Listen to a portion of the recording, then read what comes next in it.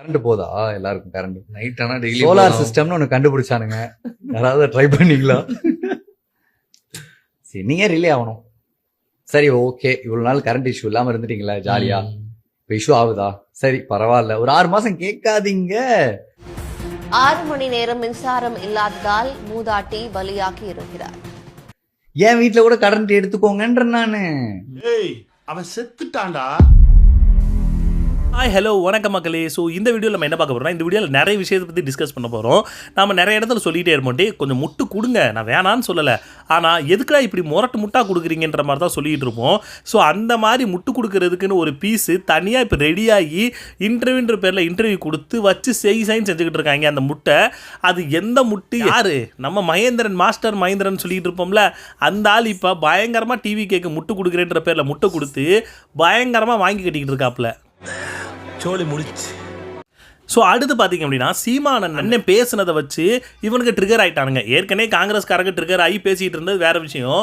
இப்போ டிவிகேக்காரங்க பயங்கரமாக ட்ரிகர் ஆகியிருக்காங்க. குறிப்பாக விஜயை பற்றி பேசுனதாக இருக்கட்டும், முதல்வர் விஜயை பற்றி பேசுனதாக இருக்கட்டும், இப்போ அமைச்சராக இருக்கக்கூடிய ஸ்ரீநாத்தை பற்றி பேசுகிறதா இருக்கட்டும், இது எல்லாத்தையுமே வச்சு இவங்க புகார் கொடுத்துருக்காங்களாம். என்னதுக்கு? சீமானை கைது பண்ணணும்னு சொல்லி. அதுக்கான காரணம் என்ன அப்படின்னா, திரு சீமான் அவர்கள் கடந்த ஒரு நிகழ்ச்சியில மேடை பேச்சில பேசும்போது நம்மளோட தமிழக முதலமைச்சர் திரு ஜோசப் விஜய் அவர்களையும் மற்றும் மீன்வளத்துறை அமைச்சர் திரு ஸ்ரீநாத் அவர்களை பற்றியும் ஒருமையில தரக்குறைவா பேசியிருக்காரு. இந்த மாதிரி அவர் பேசிட்டு இருக்காரு, அவரை கைது பண்ணணும்னு சொன்னி.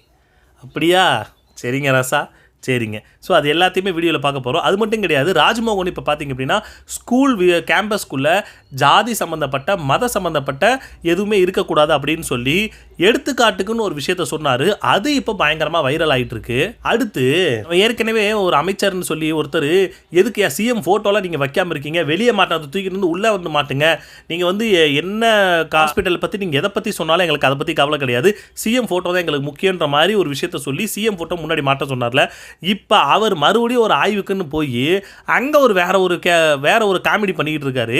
ஸோ அது எல்லாத்தையுமே டீட்டெயிலாக இந்த வீடியோவில் பார்க்க போகிறோம். ஸோ வீடியோ பார்க்கணும், நம்ம சேனல் ஃபஸ்ட் டைம் பார்க்குறீங்க அப்படின்னா ஒரு லைக், ஒரு சப்ஸ்கிரைப் பண்ணிக்கோங்க. அப்போ தான் நிறைய பேருக்கு நம்ம வீடியோ சஜஷன் ஆகும். வாங்க வீடியோக்குள்ளே போகலாம். ஸோ ஃபஸ்ட்டு இது என்ன பார்த்தீங்க அப்படின்னா, மாஸ்டர் மகேந்திரன் சொல்லக்கூடிய முட்டு மகேந்திரன் இப்போ என்ன தெரியுமா சொல்லி வச்சுருக்காரு? பயங்கரமான ஒரு விஷயம் சொல்லியிருக்காருங்க, வேற லெவல். நான் கூட ஒரு கட்டத்தில் நினச்சேன், எதுக்கு இந்த மனுஷனுக்கு வந்து எதுக்கு அந்த அளவுக்கு வாய்ப்பு எவனும் கொடுக்க மாட்டேங்கிறாங்க அப்படின்ற மாதிரி நான் நினச்சிக்கிட்டு இருந்தேன். இப்போ தான் எனக்கு புரியுது, மூக்குக்கு கீழே பஞ்சாயத்து கிணறு மாதிரி ஒன்று இருக்குது பார்த்தீங்களா, அதை மூடிக்கிட்டு இருந்தாங்கன்னா நல்லாவே வாய்ப்பு கிடச்சிருக்கும். நான் இந்த ஆள் வந்து நிறைய இடத்துல வந்து ரொம்ப என்னது எனக்கு வந்து வாய்ப்பே கொடுக்க மாட்டேங்கிறாங்க, என்னை வந்து ரொம்ப ஓரம் கட்டுறாங்க, அப்படி கட்டுறாங்க, இப்படி பண்ணுறாங்கன்ற மாதிரி நிறைய விஷயத்த சொல்லிகிட்டே இருப்பாப்பில். நான் கூட மனசில் நினச்சேன், ஒரு வாய்ப்பு கொடுத்தா தான் என்ன இந்த மனுஷனுக்கு அப்படின்ற மாதிரி நினச்சேன். இப்போ ரீசெண்டாக நான் ஒரு வெப்சீரிஸ் கூட பார்த்தேன். இப்போல்லாம் கொஞ்சம் நாள் ஆயிடுச்சு. வெப்சீரிஸ் அது பேர் கூட நம்ம ஜெய் கூட நடிச்சிருப்பார். இருந்தது நான் ஃபுல்லாக அந்த வெப்சீரிஸ் பார்த்தேன், எல்லா ஃபுல் எபிசோடுமே நான் பார்த்தேன். ஓரளவு ஓகே, நல்லா இருந்துச்சு. நிறைய விஷயத்த வந்து சொல்லியிருந்தாங்க. அதாவது எங்களை வந்து ஒரு பிராண்டை வச்சு இது பண்ணுறாங்க, எங்களை ஒரு பேரை முத்திரை குத்திடுறாங்க, இவங்களாம் இப்படித்தான் அப்படின்ற மாதிரி அதை மாற்றணுன்ற மாதிரி அந்த ஒரு வெப் சீரிஸ் ஃபுல்லாக போகும். அதில் இவர் இந்த மாஸ்டர் மகேந்திரன் சொல்லக்கூடிய இந்த ஆள் நடிச்சிருப்பாப்பில். ஓகே, அது எல்லாமே ஓகே, அது வந்து நமக்கு அதை வந்து எதுவும் குறை சொல்ல வேண்டியதில்லை. பட் இப்போ இந்த ஆள் என்ன தெரியுமா சொல்லி வச்சிருக்காப்புல, கரண்ட் போகுதுன்னு சொல்லி மக்கள் எல்லாம் போராடிக்கிட்டு இருக்காங்களே, அதை ஒரு கேலி கூத்தாக்குற மாதிரியான ஒரு விஷயம் தான் பேசியிருக்காப்புல. அதாவது இதுக்கு முன்னாடி கரண்ட் கட் ஆகாமல் சந்தோஷமாக ஜாலியாக தானே இருந்தீங்க, இப்போ கரண்ட் கட் ஆகுதுன்னா எதுக்கு அதை பற்றிலாம் பேசுகிறீங்க, ஒரு 6 மாதம் விட்டுருங்க. எப்படி 6 மாதம் விட்டுருங்க, நீங்க ரிலே ஆகணும். சரி, ஓகே, இவ்வளவு நாள் கரண்ட் இஷ்யூ இல்லாம இருந்துட்டீங்களா ஜாலியா? இப்போ இஷ்யூ ஆகுதா? சரி, பரவாயில்ல, ஒரு 6 மாசம் கேட்காதீங்க. மென்டல் ஹாஸ்பிட்டலுக்கு ஃபோன் பண்றான். டேய், பைத்திய மாதிரி பேசாதீங்கடா. என்ன எங்கேருந்தாண்டா வரீங்க இதெல்லாம் முட்டு கொடுக்குறதுக்குன்னு?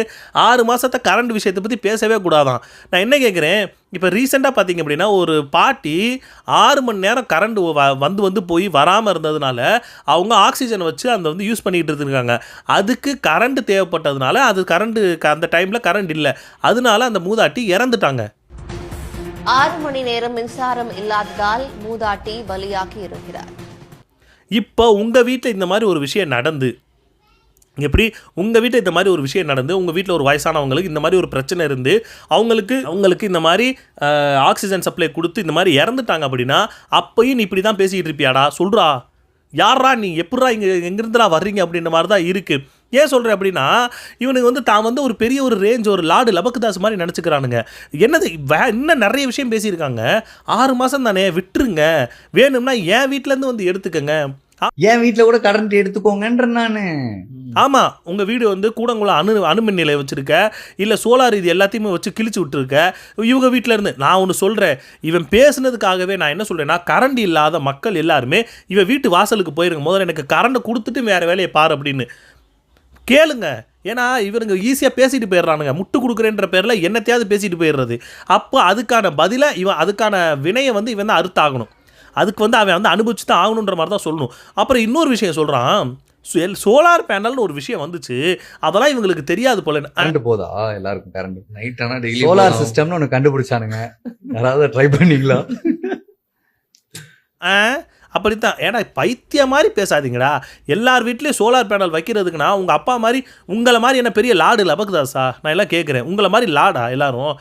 அவன் பார்த்தீங்க அப்படின்னா ஒரு தினக்கூலிக்கு போயிட்டு வர்றவங்க அவங்கவுங்க மாத சம்பளத்திலே வீட்டை ஓட்டுறதே பெரிய பிரச்சனையாக இருக்குது. இதில் நாங்கள் சோலார் பேனலை சோலார் பேனலை வாடகைக்கு இருக்க வீட்டில் கொண்டு வந்து போட்டு அவன் இது பண்ணிட்டு போகிறதுக்கு சோலார் பேனல் எவ்வளோ வரும்னாது உனக்கு தெரியுமா?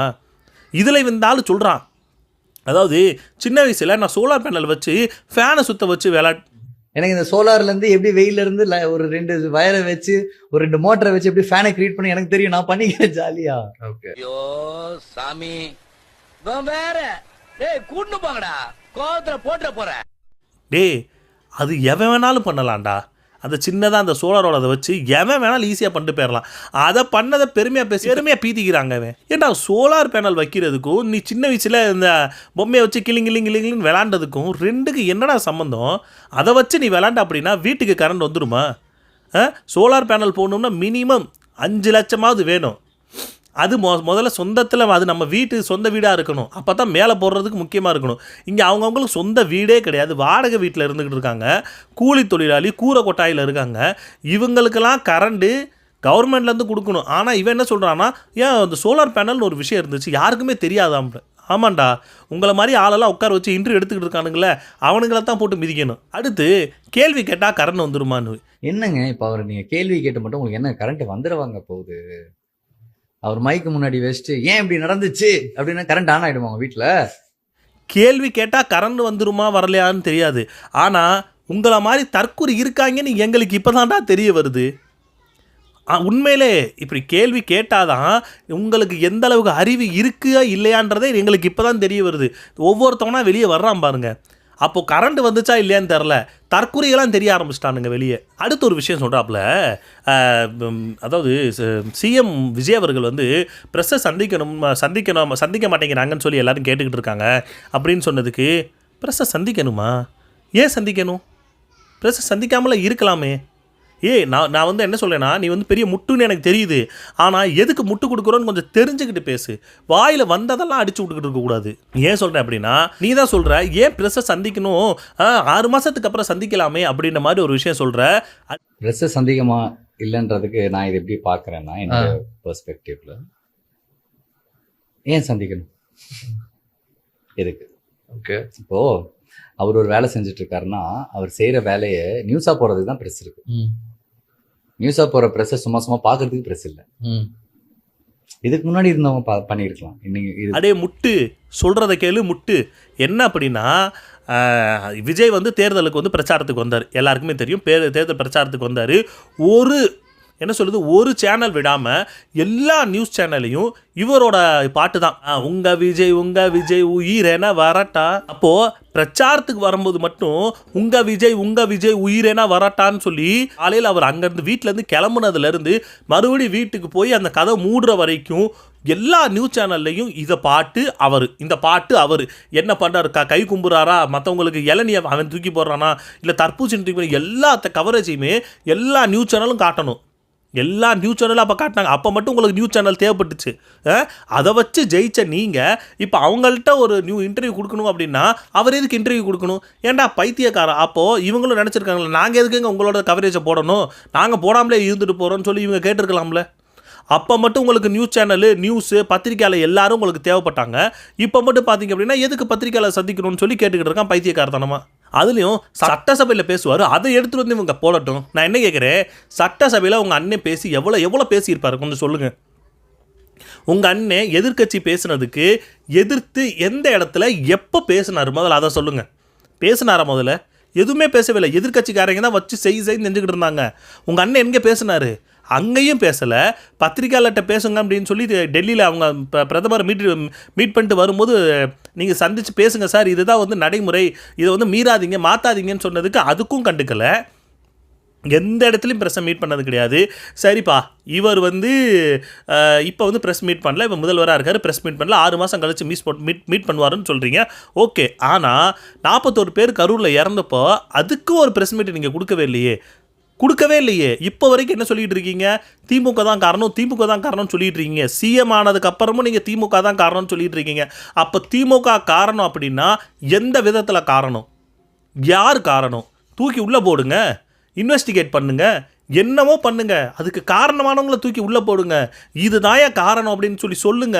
சும்மா வாயில் வடை சுட்டுக்கிட்டு இருக்கிற வேலையை மட்டும் பண்ணாதீங்கன்ற மாதிரி தான் மக்களும் சொல்லிக்கிட்டு இருக்காங்க. இந்த மாதிரி முட்டைலாம் இப்போ தாயா தெரியுது இருக்காங்களேன்னு. அடுத்தது சீமானண்ணே மேலே கேஸை போட்டு விட்டுருக்காங்க. யார் எதுக்கு காரணம் என்ன அப்படின்னா, சீமானண்ணே அந்த ஒரு விஷயத்தில் வந்து பேசியிருப்பார். எனக்கு தெரிஞ்ச அது ஐ திங்க் அது தேனிசை செல்லப்பா அவங்களுடைய அந்த இதில் தான் ஃபங்க்ஷனில் தான் அண்ணன் வந்து இந்த விஷயத்த சொன்னார். அதாவது விஜய் நடித்த 69 படத்துலையுமே ஒரு படம் கூட சிறந்த படம் கிடையாது, ஒரு படம் கூட சிறந்த படம் கொடுக்க தெரியாதவன் எப்படி சிறந்த ஆட்சியை கொடுத்துருவான் அப்படின்ற மாதிரி ஒரு வார்த்தையை சொன்னார். ஓகே, இன்னொரு விஷயம், அமைச்சர் ஸ்ரீநாத் கச்சத்தீவை பற்றி கேட்டாலும் எதை பற்றி கேட்டாலும் நோ கமெண்ட்ஸ் மட்டும் சொல்லிகிட்டு இருக்காரு. ஏன்டா நோ கமெண்ட்ஸ் சொல்கிறதுக்கான வந்தீங்கன்ற மாதிரி அண்ணன் இந்த விஷயத்த சொல்லியிருப்பார். இது எல்லாமே நம்ம மனசுக்குள்ளே எழுதக்கூடிய ஒரு கேள்வி தான். அதைத்தான் அண்ணன் வந்து அதை வந்து வெளிப்படுத்தினார், அதை வந்து சொன்னார். அதை எடுத்துகிட்டு வச்சுக்கிட்டு ஒரு அமைச்சரை ஒருமையில் பேசிட்டாரு, ஒரு முதல்வரை கேள்வி கேட்டுட்டாரு. நான் அதிசயா, சென்னை உயர்நீதிமன்ற வழக்கறிஞர். இங்க நாங்க தமிழக வெற்றி கழகத்தின் வழக்கறிஞர் பிரிவு சார்பா நாங்க இங்க வந்திருக்கோம். இங்க நாங்க வந்ததுக்கான காரணம் என்ன அப்படின்னா, திரு சீமான் அவர்கள் கடந்த ஒரு நிகழ்ச்சியில மேடை பேச்சில பேசும்போது நம்மளோட தமிழக முதலமைச்சர் திரு ஜோசப் விஜய் அவர்களையும் மற்றும் மீன்வளத்துறை அமைச்சர் திரு ஸ்ரீநாத் அவர்களை பற்றியும் ஒருமையில தரக்குறைவா பேசியிருக்காரு. இத வன்மையா கண்டிச்சு சீமான் மீது நாங்கள் புகார் அளிச்சிருக்கோம். ஏன்னா கேள்வி கேட்டாலே உங்களுக்கு பிரச்சனை அப்படின்னா வேறு என்னதான் பண்ணுறது எனக்கு சத்தியமாக புரியவே இல்லை. ஆட்சி அதிகாரத்தில் இருக்கிறவங்கள தானே கேள்வி கேட்க முடியும், அதிகாரம் இல்லாதவங்கள்ட்ட போய் நம்ம எப்படி கேள்வி கேட்க முடியும்? உங்கள் ஆட்சியில் இந்த மாதிரி நடக்குதுன்னு சொல்லி ஒரு கேள்வியை கேட்டால் புகார் கொடுக்க போயிட்டாங்களாம். எதுக்கு புகார் கொடுக்க போனாங்கன்றதான் காமெடியே. 69 படத்தில் ஒரு படம் கூட நல்ல படம் இல்லைன்னு சொல்லி அவர் சொல்லிட்டாருன்னு. என்ன கடா நீங்கள்? எனக்கு சத்தியமாக புரியவே இல்லை. என்ன நிலைமை மக்கள் பாடுபட்டுக்கிட்டு இருக்காங்க. அண்ணே சொன்ன ஏதோ ஒரு வார்த்தையை எடுத்து வச்சுக்கிட்டு அதுக்கு புகார் கொடுக்குறேன்னு சொல்லி கிளம்பி வந்துட்டானுங்க. வேற லெவலில் இருக்கிற அவங்க காமெடிலாம். குமார் சொல்லுங்க, யார் இவரு? இன்னொரு பக்கம் பார்த்தீங்க அப்படின்னா காங்கிரஸ் நிர்வாகி, ஏன்னா அந்த இடத்துல காங்கிரஸையுமே போட்டு பொலன்னு பொழந்திருப்பாரு. வெக்கம் மானம் சூடு சொரணை எதுவுமே கிடையாது அப்படின்னு மாதிரி. அதுக்கு இப்போ காங்கிரஸ் நிர்வாகி ஒருத்தர் பயங்கரமாக ஆவேசமாக பேசிக்கிட்டு இருக்காரு. இந்த மாதிரி பேசிக்கிட்டு இருந்தீங்கன்னா வேற மாதிரி ஆயிரும். எப்படி வேற மாதிரி ஆயிரும்னு சொல்லிட்டு இருக்காரு.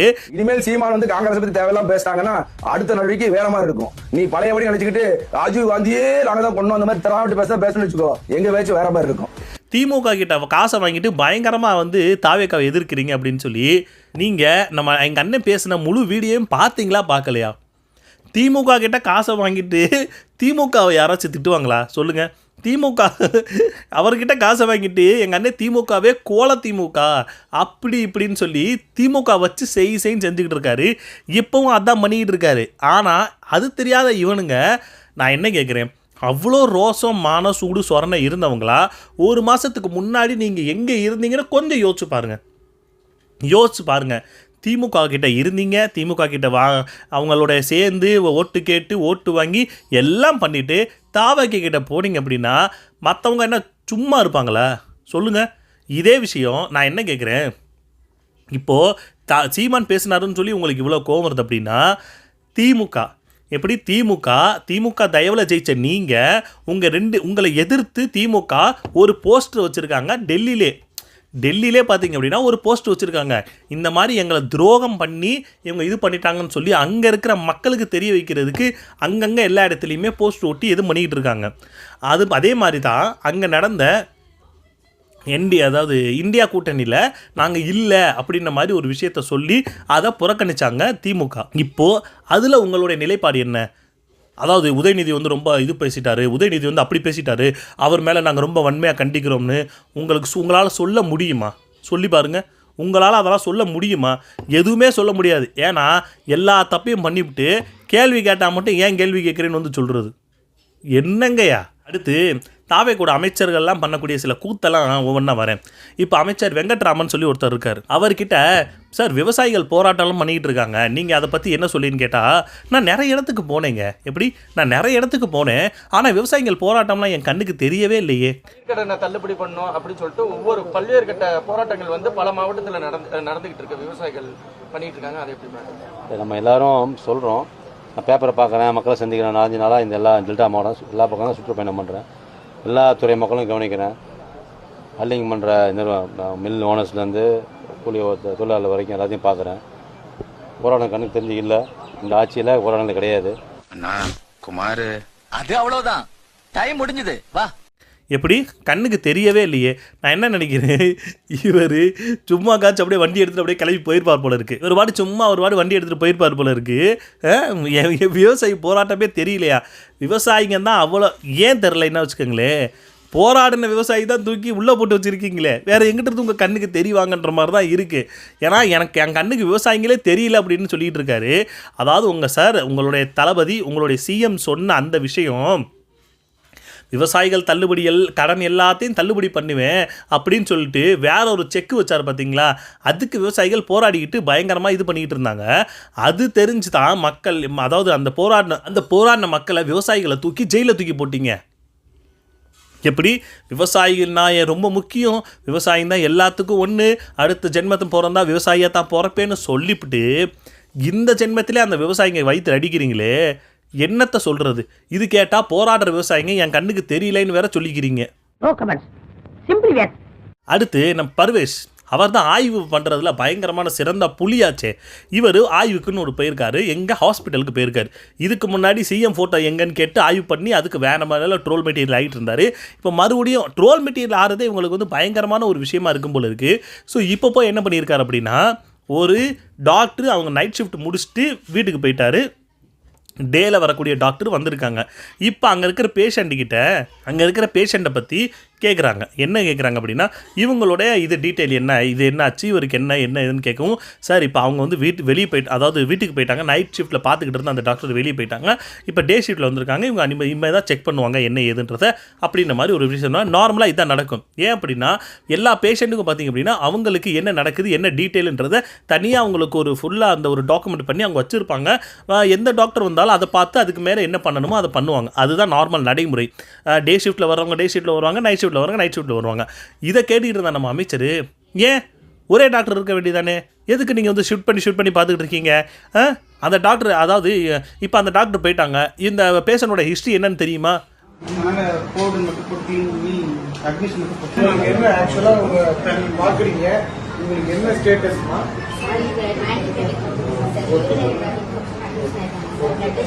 இவங்களுக்கு ஃபர்ஸ்ட் எந்த டாக்டர் பண்ணாங்க? காளிமுத்து டாக்டர். அவங்க எங்க? இங்க யாரும்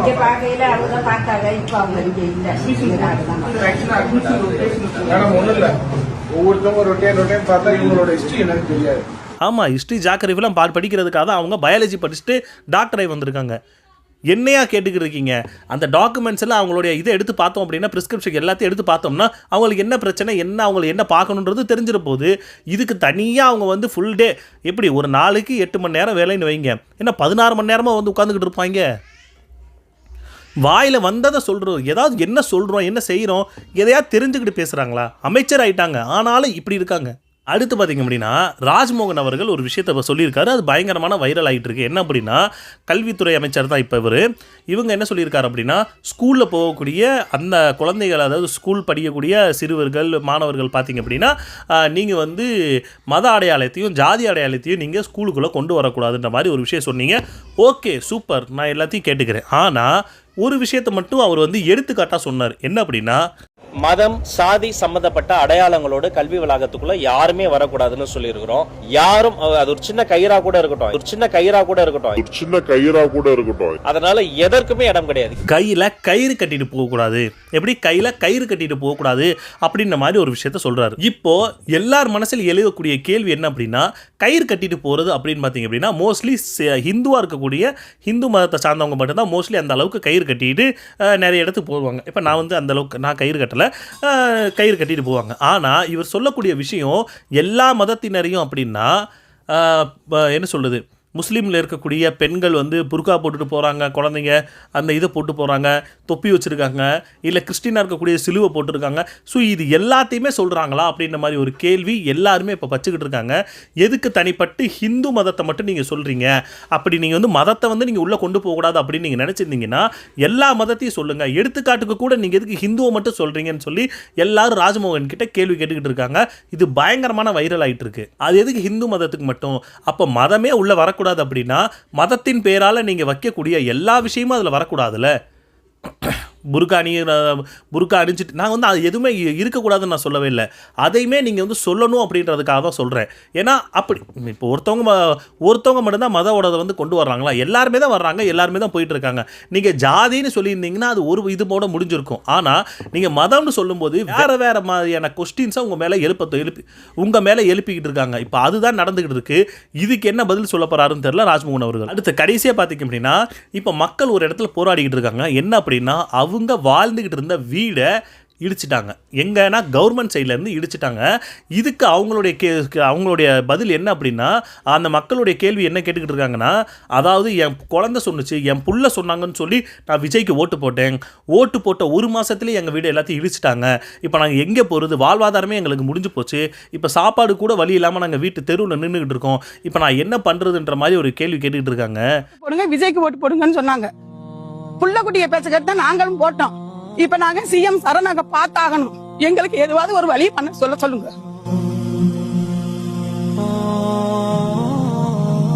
நாங்கள் என்ன சொல்கிறோம்? நாங்களும் என்ன சார், என்ன மேடம் பண்ணுறது, என்னம்மா பண்ணுறது சொல்லுங்கள்.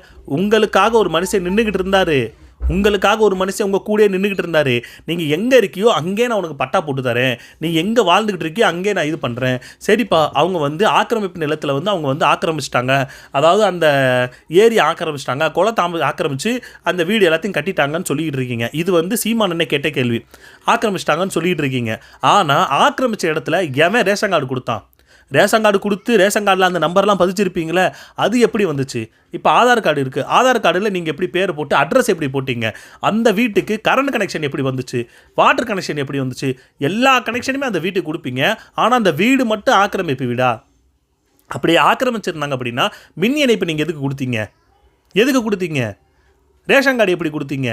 ஓட்டர் ஐடியெலாம் எதுக்கு கொடுத்தீங்க? எல்லாம் கொடுத்துருவீங்க. அதை வச்சு அவங்கள்ட்ட ஓட்டை கேட்டு ஓட்டும் வாங்கிடுவீங்க. அப்போ ஓட்டு வாங்கினதுக்கப்புறம் நீங்கள் வந்து ஆக்கிரமிப்பில் வந்து வீடு கட்டிட்டீங்க அப்படின்னா யாரை ஏமாத்துறதுக்கு இதெல்லாம்? அப்போது நீ வந்து கரண்ட் கொடுத்துருக்க, எல்லாம் கொடுத்துருக்க, அவங்கள்ட்டேருந்து வர பணம் மட்டும் நீங்கள் வாங்கிக்கிட்டீங்க. அவங்ககிட்டேருந்து கரண்ட்டுக்கு பணம், ஸோ வீட்டுக்கு வரி, நிலத்துக்கு வரி எல்லாமே வாங்கிக்கிட்டு இப்போ கடைசி ஆக்கிரமிப்புன்னு வந்து அந்த வீட்டை இடிச்சிங்கன்னா இது யாரை நீங்கள் இது சந்தோஷப்படுத்துறது பண்ணிகிட்டு இருக்கீங்கன்னு சொல்லி சீமானே கேட்டுக்கிட்டு தான் இருந்தார். அப்போது நான் வந்தேன் அப்படின்னா நீ எங்கே இருக்கோ அங்கே நான் உனக்கு பட்டா போட்டு கொடுக்குறேன், இவ்வளோ வருஷம் நீ அங்கே இருந்துட்ட, இதுக்கு மேலே இருந்துட்டு போ, அது ஒன்றும் எனக்கு ஒன்றும் பிரச்சனையே இல்லை அப்படின்ற மாதிரி அண்ணன் சீமான் எப்போவும் சொல்லியிருந்தார். அதெல்லாம் கேட்காத மக்கள் தான் குழந்தை சொன்னுச்சு, தான் புள்ள சொன்னா, அவன் சொன்னா, இவன் சொன்னான்னு சொல்லி நான் போய் ஓட்டு போட்டேன்னு சொல்லி போட்டிங்கல்ல. இப்போ நாங்கள் என்ன சொல்கிறது சொல்லுங்கள்? உங்களுக்காக நின்னவங்களை விட்டுட்டீங்க அப்படின்னா எவனோ ஒருத்தர் வந்து அங்கே வருவான், உங்களை வந்து அந்த இடத்த விட்டு காலி பண்ணுவான். வேறு நாங்கள் என்ன சொல்ல முடியும்? வேறு ஒன்றுமே சொல்ல முடியாது. அனுபவிக்கிறீங்கன்னா அனுபவிங்கன்னு தான் சொல்ல முடியும். உங்களுக்காக வந்து போராடினாலும் எங்களை நீங்கள் அசிங்கப்படுத்துறதை மட்டும் நீங்கள் குறை வைக்கவே மாட்டேங்கிறீங்க. நான் பயங்கரமான அசிங்கப்படுத்துறீங்க. அப்போ இதுக்கு மட்டும் நாங்கள் என்ன பண்ண முடியும்? நாங்கள் என்ன குரலாக கொடுக்க முடியும்? நாங்கள் குரல் கொடுத்தா தான் எங்களுக்கு அசிங்கப்படுத்துறதுக்காக வெயிட் பண்ணிகிட்டு இருக்கீங்களே.